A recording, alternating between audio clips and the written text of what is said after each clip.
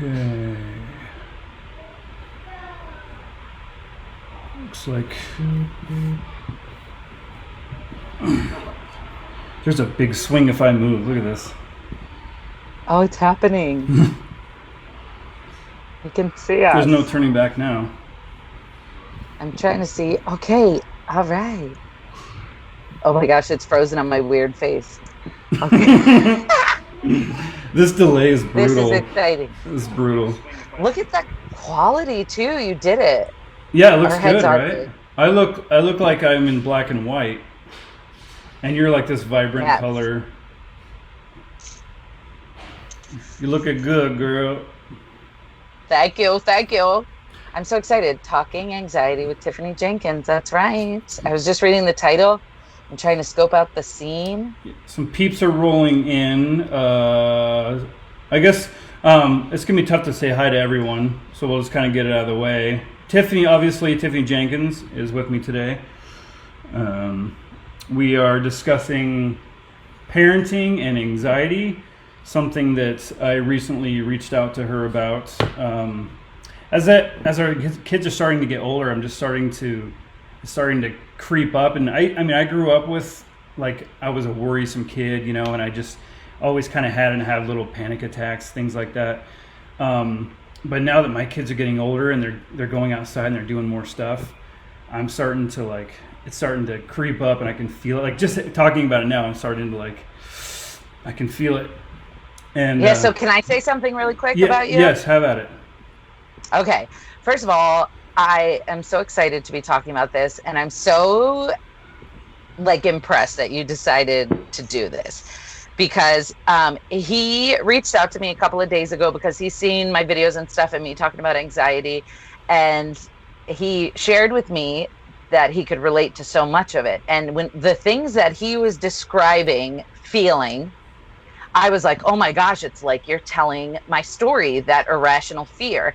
And I said to him, no pressure or anything, but I think this is something that you should talk to some of your supporters about because I think that a lot of them could probably relate. And I guess you haven't talked about it too much. And so, first of all, I commend you for doing it on such a public platform, but I think it's so important because, A, you're definitely not alone, but B, it's nice to know that, like, regardless of your gender or your role in the family, these feelings, these irrational fears are so real.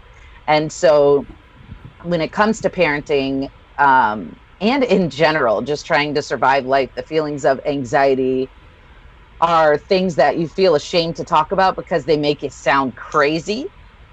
So today's a perfect opportunity for us to, like, sound crazy together. And yeah, that's part of the problem is, like, I've started voicing it a little bit to my wife, how I have been feeling.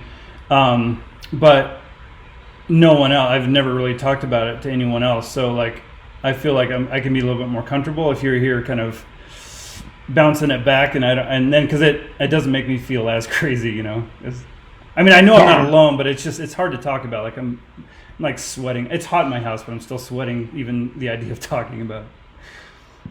Yeah, well, I have found that literally the coolest stuff happens just outside your comfort zone. And when you're super nervous and sweaty, it's generally because you're getting ready to do something amazing.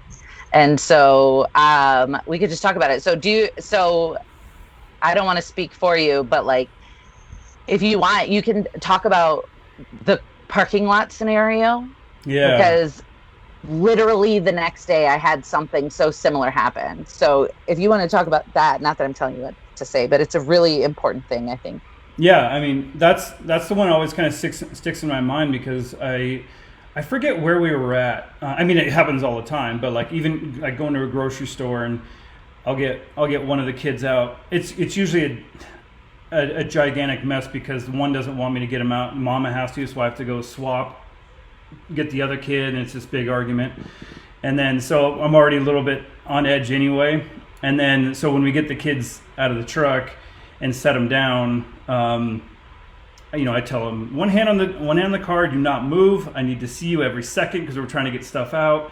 And I see cars driving by, and then all of a sudden my mind just goes, oh my God, what if my kid ran out in front of a car, gets hit by the car, and then I won't go into the gory details, but I imagine everything that happens after my kid is hit by the car, and it makes me sick to my stomach, and it starts like, it's almost like paralyzing. Like now I don't even want to go into what we were, even if it was like a fun event or something, you know, like that's ruined now because I just feel it in my stomach. I'm all wound up, and that's basically the gist of it. Yeah. And when you said that, I was like, oh my gosh, I thought it was just me, dude. The very next day after we talked, me and my family went on a boat of a friend of ours, and the kids were in a tube in the being pulled. Okay. So they were having fun being pulled behind the boat, and I was in the front of the boat, literally hyperventilating and sobbing. And I felt so stupid because the lady whose boat it was, she's like, are you okay? Like, what's going on?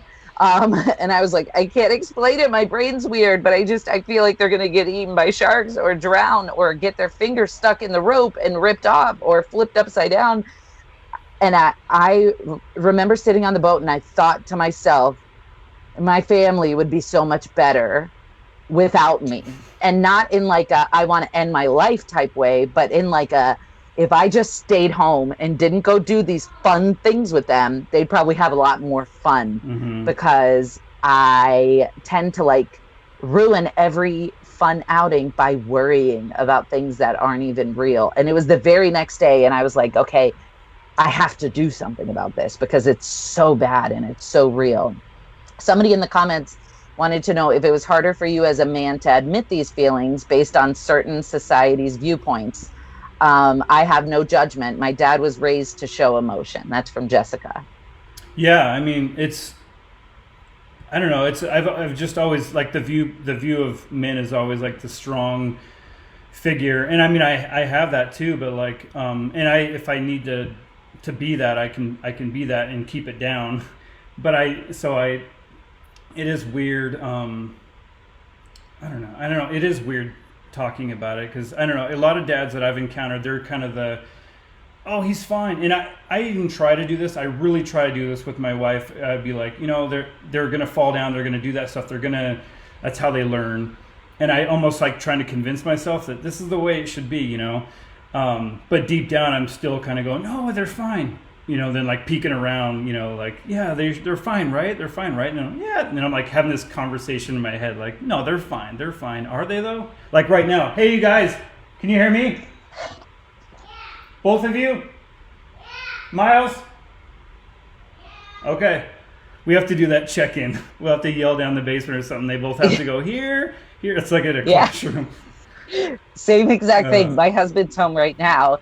But I don't even know if I could even attempt to do this if he wasn't, because they'd be right here. They'd be like, Mommy, can I have a snack? Mommy, look at my picture.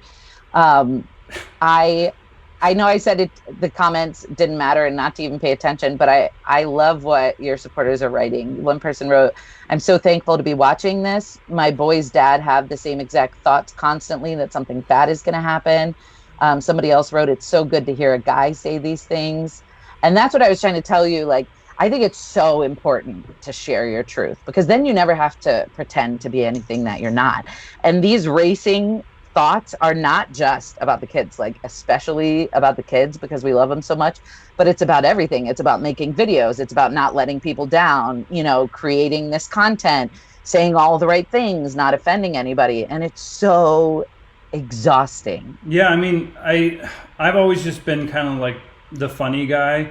And I mean, I get serious with certain people, you know, but I always just try to like be the guy that lighten the mood. So when we have this on this platform, I always just thought, you know, I'm just going to make funny videos because that's what I like to do. And I never really think about talking about anything serious. So like, this is a big step. And like, it's weird because I feel like I'm like all over the place because I'm trying to talk to you and I'm trying to read things that I feel like I can't do both at the same time. And then I'm starting to like get all nervous. But I want to keep doing this going forward, you know, talking about it, because if people are, you know, they're open to hearing about it. I've always been like, well, I don't want to be the downer guy that's talking about real stuff on a page where people are you know, they want to see something funny. They want to see me fall down or dress up like a mom, and here I am talking about like feelings and stuff. And so I don't know. It's weird. It's a big step for me. That makes sense. And I totally get why you think that. And I have two thoughts about that. Number one, I don't think that talking about um, anxiety and depression necessarily has to be viewed as being a downer. I think authenticity is a beautiful thing. And I think that your supporters who follow your page want to get know you, the real you, not just the character, not just, the actor. They want to know you as a person. And that's what I think makes people feel connected. And so that's why I talk so openly and honestly, like I do the humor, but to me, the real stuff is just as important because, and I'm not saying it's going to happen for you, but there comes times where I'm like, I can't do this anymore. The pressure's too much. I want to be successful, but I'm exhausted and I can't get out of bed. I want to create content, but I feel so lost and like I don't know what to do. And so it's so nice to be able to tell my supporters like, hey guys, I feel like crap today. And so I'm going to lay in bed all day and have them be like, good, I get it. And I also think that as somebody with a platform, it's super important to talk about this because it lets people know that they're not alone. It lets people know that you can be funny and have an amazing life, but also still have these feelings. There's so much fake crap out there on social media, and it's so nice to hear something real. That's why I was so thrilled that you called. Yeah.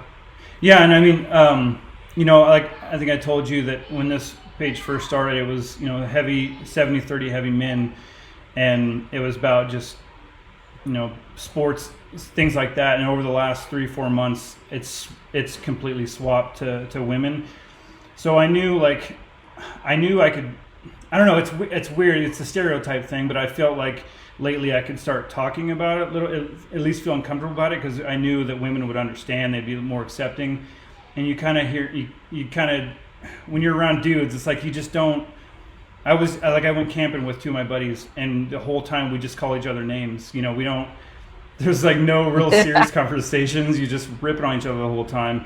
And so you can tend to be a little bit afraid opening up around men because you're worried that, that you're going to be viewed as a wuss or whatever, but like, that stuff generally doesn't bother me. I don't really care what people think, but it's still there a little bit, and I don't know. I think it'll be good too for if there are still any guys lingering around your page, maybe they have felt the same way, but never talked about it for the same reasons. I wouldn't be surprised if somebody reached out to you after this and is like, hey man, thanks so much for talking about it because I get it. Are your dogs barking because somebody's at your house? No, it's not bothering me. The neighbors, there's neighbors moving in, and she's up on the couch just nonstop, relentless. I tried to lock her in the room, but she was barking, and so it's just and she's a little Yorkie, so she's just revved up. Do you ever get like overstimulated, so not by your dog, but like when lots of stuff are happening at one time? Do you feel like you're gonna explode? Right now, like the kids are being really nice. If they were going, I want to. Murray, stop it! You're going to have to get used to them. You're going to see them all the time. They're moving in. She's just like, if I let her out, she'd run up there and sniff them. But right now, she wants to murder all of them. I can see it in your face. You're like, I want to yell, Murray! I know. I'm like, I'm on camera right now. I got to be careful. You don't. I think that most of us get it. I get really super overstimulated. So like, if more than one person is trying to talk to me at a time, or like if something is dropping on the ground in the background and my husband's trying to have a conversation with me, I feel like I'm going to explode. Like I can't take it. It's too much. It's like overstimulation. I have to literally go and decompress because it makes me feel like I'm going to explode. But what do you do? So what do you do when you feel like anxious? Have you learned any tips or tricks or tools or anything yet? No, I mean, so like I was driving home. It was like a 4.5 hour drive. I was driving on the freeway by myself the other day, and just like out of nowhere, if I feel like something weird on a tingle or a little pain, I'm like, what was that? And then my mind starts going. And then, so I was on the freeway going 80, and my lips started going numb, and my face, like I just felt like, oh my God, I'm having a heart attack, And then I was like in myself, like you're kind of like, no, I'm just having a, kind of like if you're like if you smoked a little bit of weed and you're a little paranoid and you're like, is my heart racing? You know, like you're doing, I'm like, I was doing that. I'm like, no, it's not a heart attack. It's just, I think you might have a panic attack. And I'm on the freeway. I'm like, do I pull over on the freeway? And well, there's a lot of traffic coming. So I just started like, I don't know. I just started trying to do some weird breathing thing that I made up on the spot. Like, just calm down. And I was like, it was early in the morning. What I wanted to do was call my wife and just be like, just talk to me so I can, you know, like be distracted from this. And this is like, it's happening more and more frequent now. That's when I like, it's, I don't know, like, it's like every week there seems like it's ramping up a little bit. And it's, but that was like the start of it, it feels like. And then it just like going and going and going. So like, I don't really know how to deal with it. I kind of just try to breathe, and distraction is the best thing. I don't know. I have no idea what I'm doing to cope with it. Yeah, well, that's especially if it's new. I'm actually getting ready to start a series on my page about this very thing, about like tools, because you don't know what you don't know. And you're probably like, there's a lot, people don't realize it, but in doing what you do, there's a lot of friggin' invisible pressure, not just from others, but that you put on yourself. And we talked about how we like feel guilty if we're sitting too long because there's something that we could be doing. Yeah. There's something we could be creating. There's people we could be reaching out to. And so when you have this like invisible need to just keep going and get to some kind of destination and feel accomplished, it's exhausting. And also when you create content like we do, there's no boss giving you direction and telling you what to do. I would thrive if somebody was like, okay, wake up, do this, do that, because then I wouldn't have to think about what I'm supposed to be doing. But we're like the bosses. And when you're creative like we are, you don't have that mindset of like structure. I can't speak for you. I don't have that structure and, you know, routine, and this is what we have to do. I don't have that. So that's very much anxiety inducing. Plus we're in the middle of the pandemic. You know what I mean? How's that going at your house, by the way? Yeah, I mean, it's going. It's, I mean, we're just a regular, you know, like any other family, is just trying to get through it without losing our minds. And we get out and take walks and go to the park and stuff. But I mean, like, we like to go to restaurants and eat, things like that. And we're not doing that. Our oldest loves to go to restaurants and eat French fries, and so I know he's missing that kind of stuff. And we've been able to go to the lake a couple times, but I mean, we're getting by, you know. Yeah, I got to tell you this story. It reminded me. We just got a bunk bed, and I put it together yesterday. We were talking about how like a lot of stuff going on. So I'm trying to put a bed together, this bunk bed yesterday, and I shit you not, in my son's room, it says on there that it was 86 degrees because there's no AC and it's up higher, it's a higher floor. And I was sweating profusely, and they were insisting on helping. And it was like I had a little tiny Allen wrench, and I could move about this far. That's the worst. Click. And they're all climbing on me. They're like wanting the tool. They're taking the tool, and it was 86 degrees. It had to be like at least 95. It said it was 86, but I don't believe it. So I was just drenched. And then so I was doing some stories and kind of telling people updated, you know, kind of trying to be funny a little bit and keep my sanity. And then we get this message from this woman that says, "Hey, I don't want to be that person, but my nephew, we lost my nephew with a bunk bed like that. Like, you know, he was 4 years old and he went through the bars and didn't make it." And so I'm not going to go into the details on that either, but like but like then what are you supposed to do? Like yes, that's very sad that happened, but now you're like, okay, well, we got to take it all down then. Well, I told my wife about it. Yeah, I told her about it last night, and she just like starts crying, and I'm like, I know, I'm like, I don't regret telling you this because I wouldn't be able to live with myself if something. So like we're trying to think like, okay, do we get things to make it like a chain link so not even a toe can go through this thing? And now what is it? It's just a bunk bed that has, you know, it has railings, you know, like 3 railings, but so apparently this kid slipped through the bars like in the middle of the night he was sleeping or something. And so like now that's in our minds that now we can't let our kids even sleep in this bed that we just built unless we figure something out. So we had them sleep on the bottom bed last night. So like now I can't even enjoy them having a bunk bed because I'm not going to be able to sleep. Because so last night was the first night that he slept in that bed. So I have him with a baby monitor, and like I shit you not, every 20 minutes I would wake up, check the baby monitor. Okay, he's fine. I hear him snoring. Nope, check the baby monitor. All night. I believe it. And then our youngest wakes up at 6 o'clock, and I haven't slept hardly at all, and they're all fresh, ready to go. And I'm just like so relatable. Dragging. But I that happened last night. I was like, I have to tell you this because I know you'll appreciate it.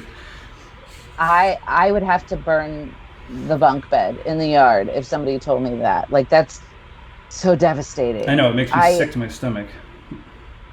I love that you have a camera, though. I want to do that so bad, and I keep telling myself just so I could watch them while they sleep and make sure no snakes are crawling in their bed and shadow monsters are attacking them. Yeah, because this is the wild crap that goes through my head all the time. My kids are 4 and 5, and I still like make sure that they're breathing.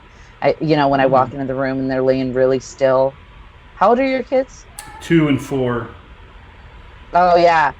So our youngest is in every single thing he is in, and he's a bowl and china shop too. He'll go just knock things over. We have this huge box that we have got a new bed, and he wants to climb on it. So I have to figure out what to do that so it doesn't fall on him, because he just can't stay off of it. And I keep telling myself, like, okay, when the kids are older, it'll get easier.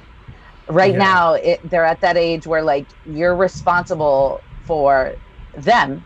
And so, you see all the potential dangers and they don't. Yeah. And it's exhausting. And there's no, like, deep couch sitting when you have a 2-year-old either. Like, you can't relax. You have to kind of follow him around, or constantly call out to him. But I have never, and somebody else said it too, it's so refreshing to hear you talk about this, because like I've met people like me, but they're generally, for the most part, moms. So I'll be really interested to see, if any other guys feel the same way, because for me, my husband is the opposite of me. It's not that he doesn't care, because I know he cares and he loves them, but he is so chill that I'm not joking. Like, the house could be burning and he'd be like, it's fine. Just grab Caden. Right. It's cool. And so then I'm like, well, he is not on high alert, so I have to be on double high alert to keep up. And so I think it would be interesting for you to talk a little bit about your wife in this situation. Like, because sometimes when I feel like I have to be the strong one, I'm able to be the strong one. Do you think that she kind of is less stressed about it than you are, or do you think she's acting like it to be strong for you and try to calm you down, or is it equal? I think she's, for the most part, is just a stress. She's not afraid to talk about it, where I sit there and worry in my mind, and then she's like, is something wrong? Like, are you okay? And I'm like, yeah, I'm not mad or anything. I'm just like, because my mind is going, where she can talk about it and we can have a conversation, and I just don't like to. Well, there's a difference, in my opinion. There's a difference between like normal parental worry and then what I experience and what I think you experience. There's a difference. One of them is these intrusive thoughts, these really, really super dark thoughts, and it's constant. And so does she ever experience those as well, or is it just like she doesn't normal? Her brain doesn't go where mine does, because I've told her, like, I'll start telling her, and she's like, don't tell me that, because she's like, yeah, they might fall down and get hurt. She's that kind of worry, like you said, that. But mine is the, like, yeah, they're going to get hurt, but they're going to fall down and there's going to be something sharp. It's going to cut their arm off. And then, it just keeps going. I can't stop myself. And I start feeling like I want to throw up, because I've gone down, I've finished the movie. I can see the whole thing going. The ambulance ride, your life after your kids are gone, but because Yeah. And I'm the same exact way. And I'm actually in counseling for it now because it is making my life unmanageable, in my opinion. It is, I can't even be happy because it's overshadowed by this doom, Yeah. this dark cloud.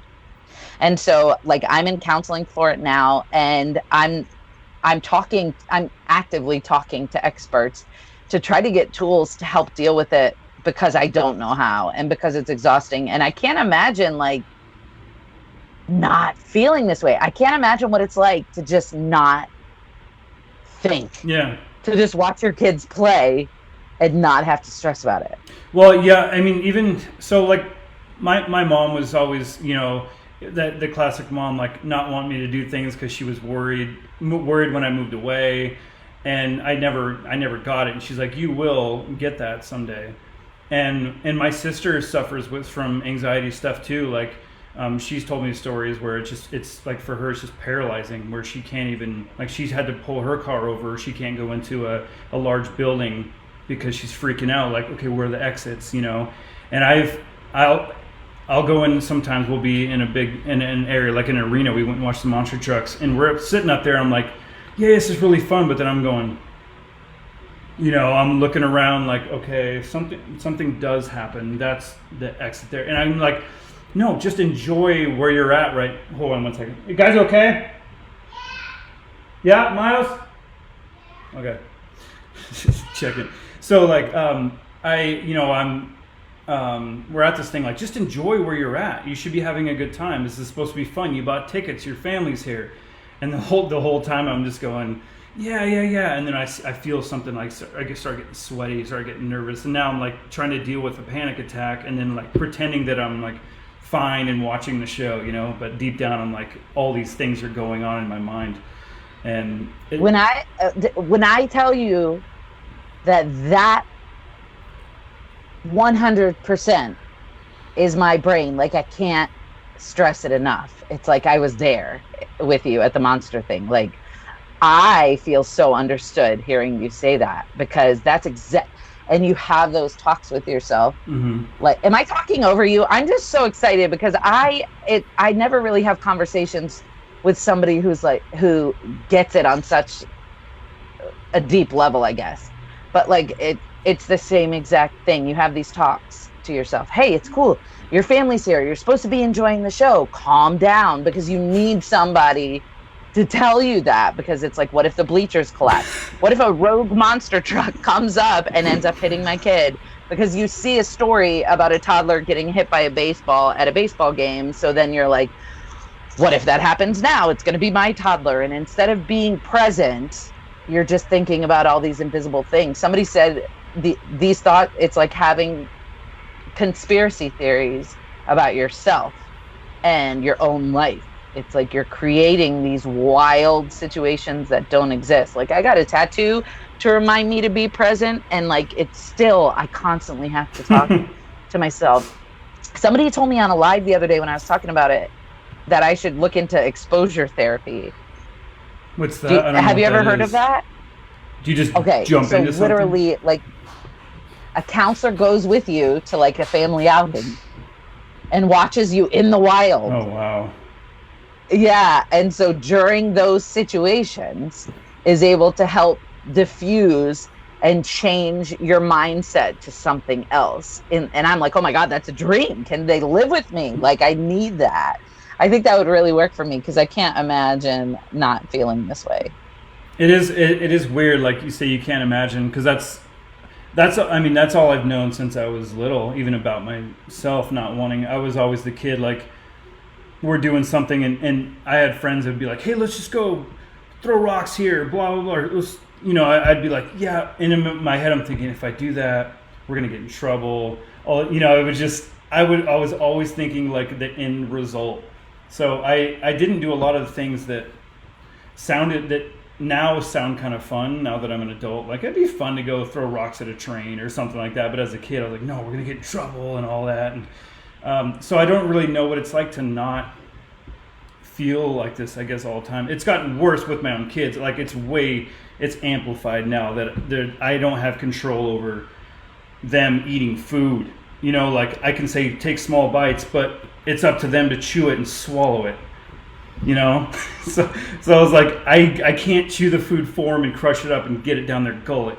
So I have to trust that they're going to do it without dying. Choking is my number one. I think I told you I bought a de-choker. No. And yeah, I keep it right next to the dining room table so that we're ready. And I have played this over and over again in my head. If my kids choke and my husband's not home, I'll have to somehow like do the Heimlich while dialing 911 because I want to make sure that they're on their way so that if I can't get this thing out, that the people who come can.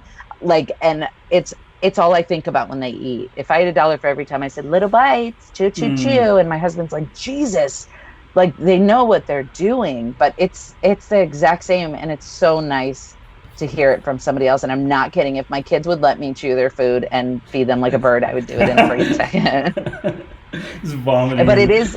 Oh, that's great. You made such a good point, like the control. Mm-hmm. It's the not having control thing. Yeah, I mean, like even something is.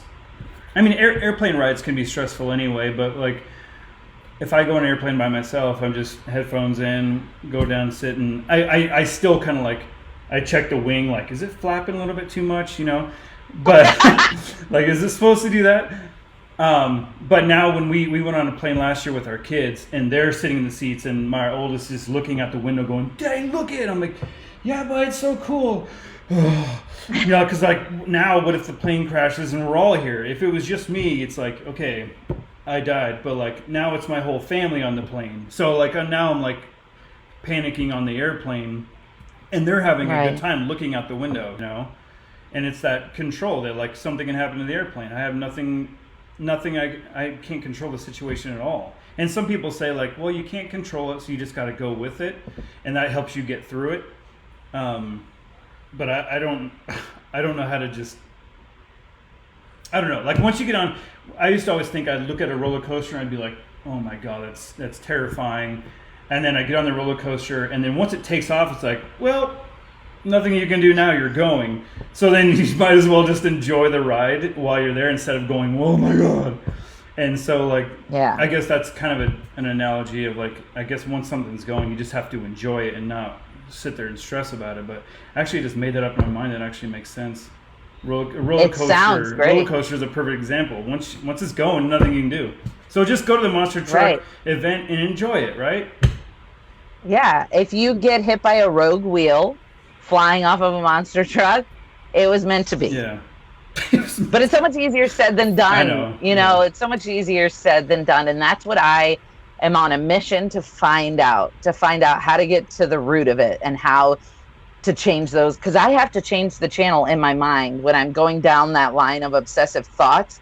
I have to physically like go like this and think, okay, change it to something beautiful and wonderful, because this thought isn't going to help. It's not going to take you anywhere. It's, you know, and so I do that so often.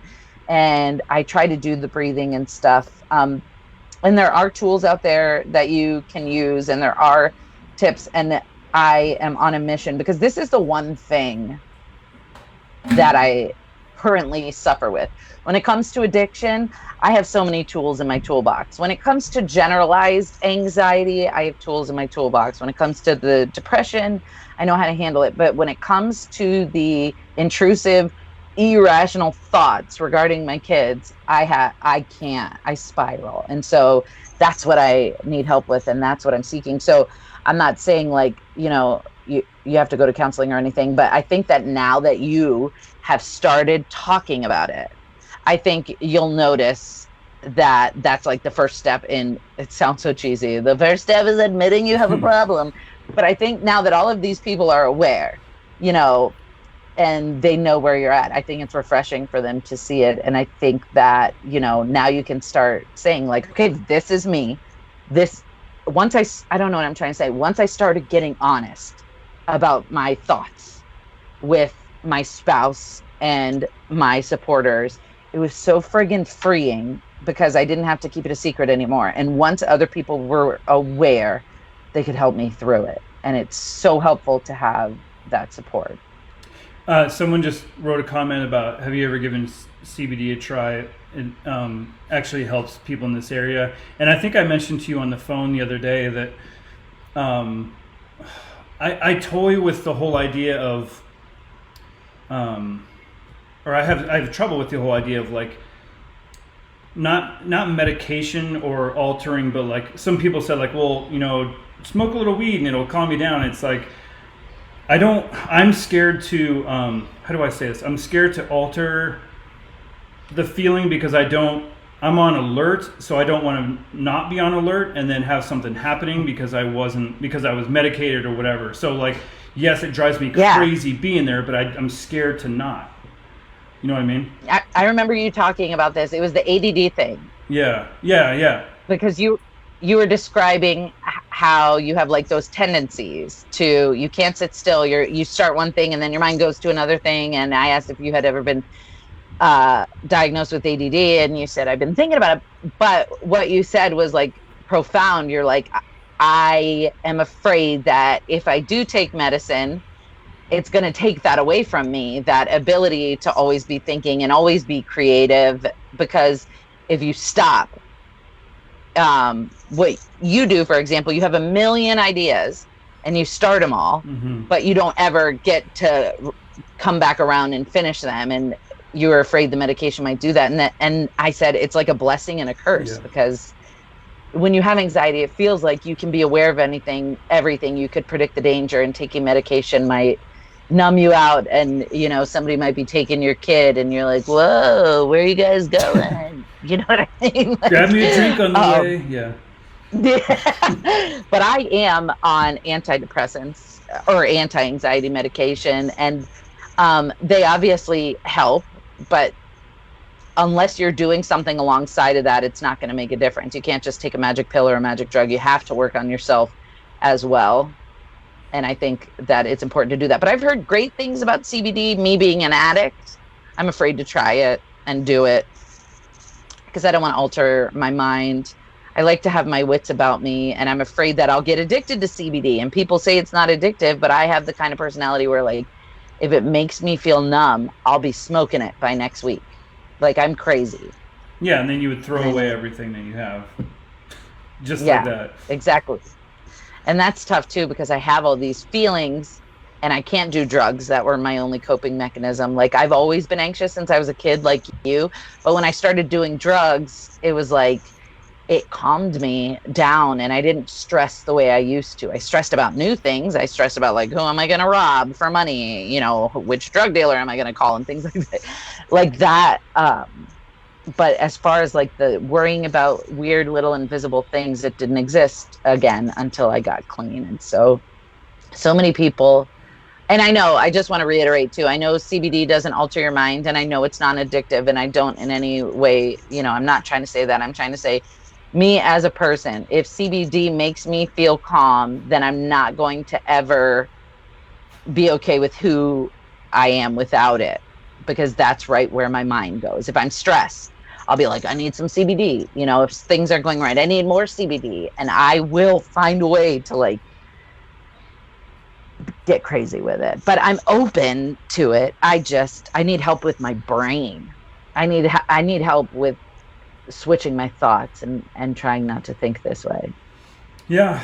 I mean, I think Dave just said it, really important conversation in general, just talking about things. And that's what I'm trying to, just not even just this, like every subject that's out there that we seem like we avoid.